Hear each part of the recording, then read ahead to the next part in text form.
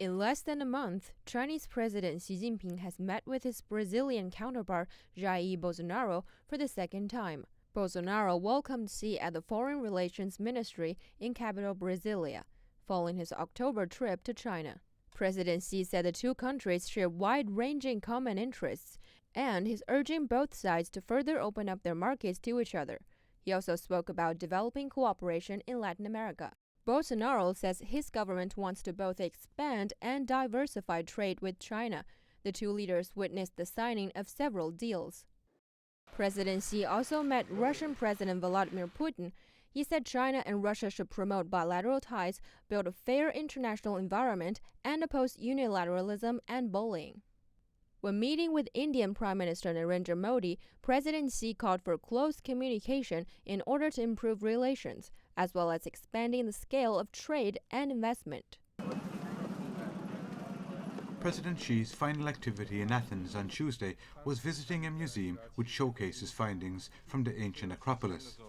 The Chinese president and his Greek counterpart also visited the Parthenon and viewed a statue of Athena. President Xi's visit started on Monday. He was received at the Greek presidential palace for an official welcoming ceremony. The two presidents also took time out to remember the past. Xi then laid a wreath at the tomb of the unknown soldier. The sides held several bilateral meetings as they looked to forge stronger relations and further develop cooperation. The delegation signed 16 bilateral cooperation agreements, including a number of agricultural export deals. President Xi also visited the massive Piraeus port, where Chinese shipping giant COSCO is investing sums estimated to hit $1 billion by 2021. This was the first state visit by a Chinese leader to the European nation in 11 years. This marks the conclusion of one of China's biggest business events of the year. The total amount of prospective deals was $71.1 billion. That's 23% higher than in the first expo last year. Over 500,000 professional visitors came to the expo looking for deals and partnerships. The heightened interest is evident in how crowded the venues have been in the past few days.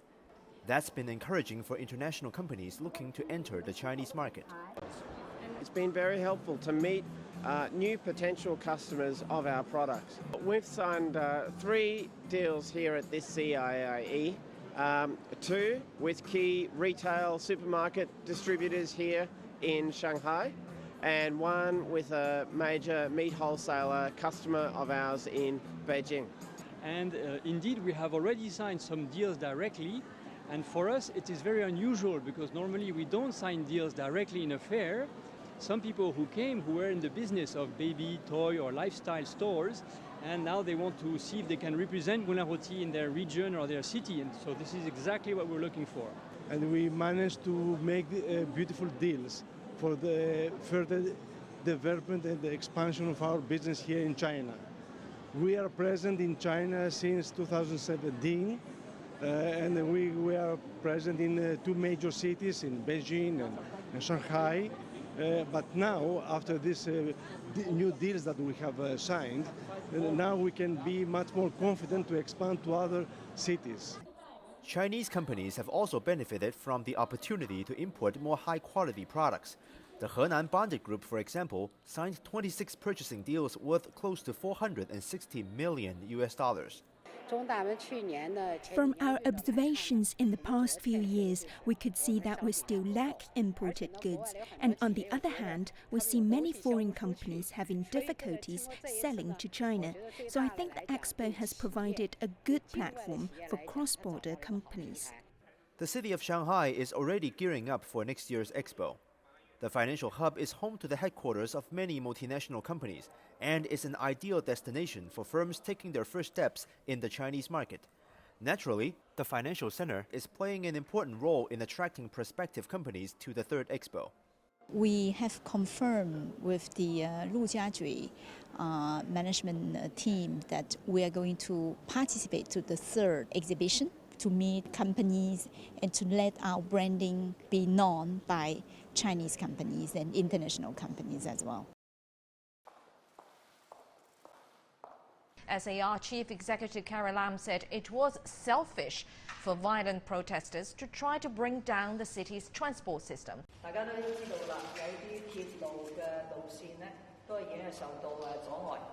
We all know that several routes of some public transportation have been destroyed. The protesters' actions of trying to disrupt traffic have badly affected local people's daily lives. Some violent protesters' actions, which aim to paralyze Hong Kong, which try to stop Hong Kong people from going to work or going home, are very selfish. But it is at this very tough moment that Hong Kong people of all walks of life are holding to their own position. They don't yield to those violent or radical behaviors. I'd like here to extend my gratitude to them.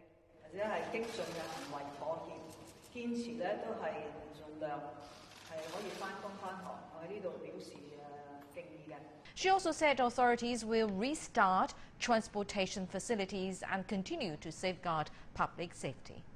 The SAR government's transport department will keep a close eye on the current situation while taking corresponding measures. We will keep the locals updated on the traffic conditions. For the transportation facilities which were destroyed, especially some routes, related departments will rush to the scene and launch repairs. We will keep providing service for the people. The SAR government hopes to provide a safe and high-quality environment for the local people to continue their daily lives as soon as possible. Shared vision, shared responsibility. Legislatures from 10 U.S. states and 15 Chinese provinces have joined nearly 200 enterprises in discussing challenges and responsibilities they face. The liveliest conversation focused on education, environmental protection, and governance.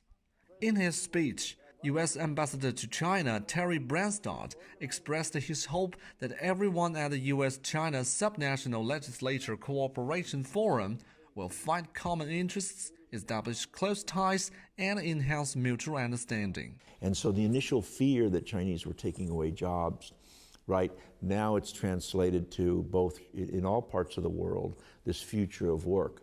What's going to happen? You have millions and millions of people you have to put to work. We have millions and millions of people. It's not Chinese people or American people or French people, it's machines. And that to me is the greatest threat. The forum was part of an effort to build a subnational exchange mechanism between the two countries, a key point of President Xi Jinping's visit to the U.S. in 2015. The previous three forums were held respectively in Hawaii, Wuhan of Hubei Province, and Las Vegas, Nevada. Building my relationship with the government officials of China has helped me understand how that we in the United States, especially in my state of Alabama, can be a partner with them when it comes to imports and exports.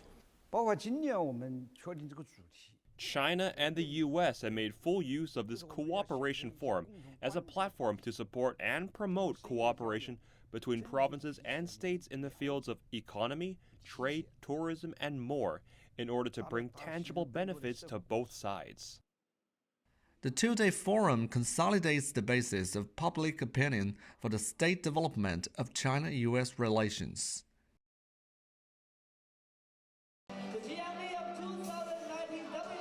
A new e-commerce world record. Alibaba Group Holding recorded nearly 270 billion yuan, about $38 billion in transactions, a sharp increase from the 50 million yuan after the first Singles' Day just 10 years ago. At one point on Monday, more than 500,000 orders were being processed every second. A spokesperson for Tmall, Alibaba's business-to-consumer e-commerce retail platform, said there are three reasons behind the big sales numbers. This year, we can see more consumer groups have joined the online shopping, and an increasing part of them are enjoying new shopping experience through live streaming. And we also see a sales surging of new joint brands. More than 200,000 brands, many with global recognition, participated in the Tmall Online Shopping Festival, offering a variety of quality goods. The increasing number of product categories reflects the diversification and customization of consumer needs. More demand will always lead to more innovative products in the markets. In addition to the online shopping frenzy, most shopping malls, supermarkets, and retail stores also joined the annual ritual, offering various coupons and discounts. Many say Double 11 is not only a shopping event, but it has evolved into an annual test of technology, innovation, and sustainable growth.